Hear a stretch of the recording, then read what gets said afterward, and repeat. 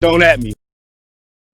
Sport that always just kind of seemed immune to all this for some reason, not because they actually were, but just kind of bravado, was the NFL. Like, we're just going to go business as usual. Nothing's going to happen. Don't worry about it. Nothing to see here.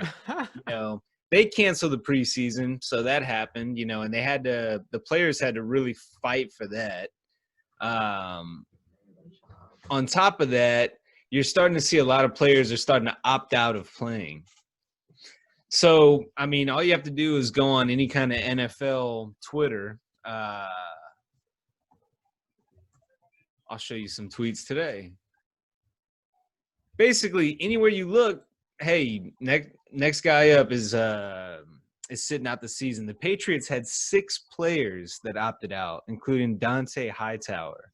So that's just one of the big names, probably the biggest name. Texans had a guy sitting out too.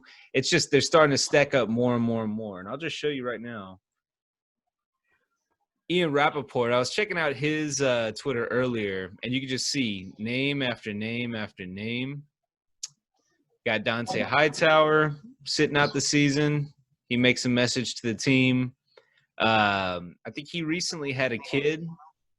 So that's where his mind is at right now. I think how much does this hurt? The old Niners. As a Patriots fan. Huh? As a Patriots fan, how much does that hurt? Is this a personal issue? Oh, no.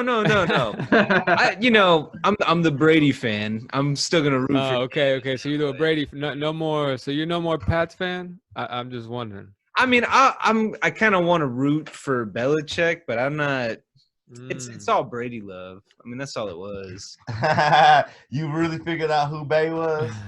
Yeah. So as a former fan, is that gonna hurt him? Huh? As a former fan, is that going to make a big impact on him? What's that?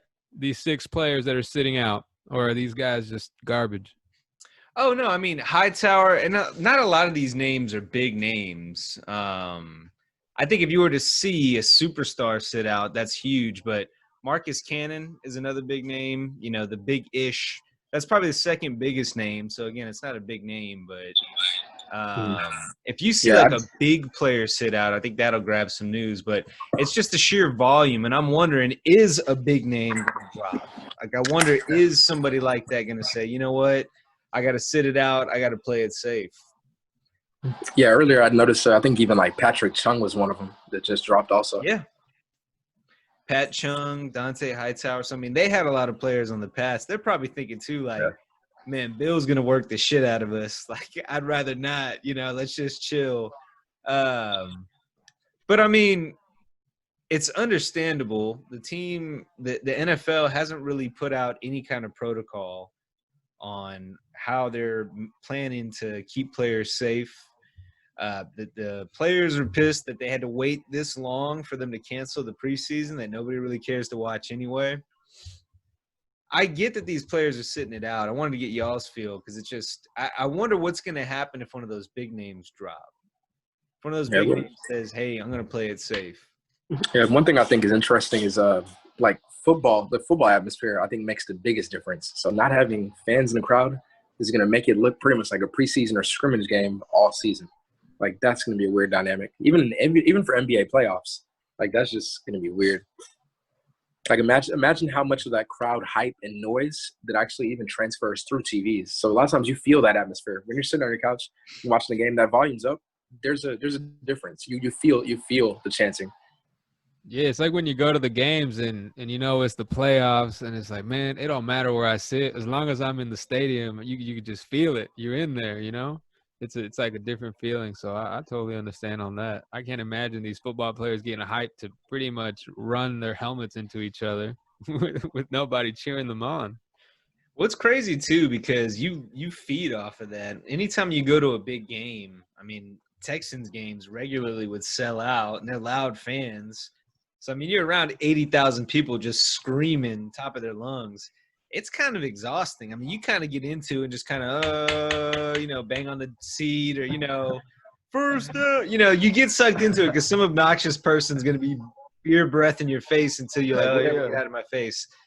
But it's just, you're right. I mean, there's so much energy that just pushes off. And what I'm curious about, I think that some players kind of have a little bit of choke gene in them. And I mean, they're not like the obvious chokes. They're the ones that just kind of don't really show up. They might, be a little bit short on their jump shot at the end, or, just you're like, they're not quite a choke, but I feel like I have a hunch they're kind of a choke. Now Gotta those shake players are legs. immune to it because there's not going to be any kind of a fan pressure. There's not going to be any kind of it's just silent. You're not going to have other people in the stands like reporters or other teams of other players, other teams be making noise. They're not going to have like strong rooting interests. And then on the flip side, though, I do think that there are some players that kind of feed off of that energy. They play up to that, and it kind of in a way helps them. Like Steph's not in the tournament, or he's not in the restart, but he's a player that would come to mind. Somebody that seems to kind of live off the crowd, and it's like as the crowd is getting louder and more energetic, he's making more of his shots.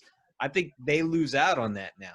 Players like that kind of feed off of a crowd. So it's going to be interesting to see. I mean, if there's any kind of a noticeable effect on either of those things, or if it's just kind of a net zero.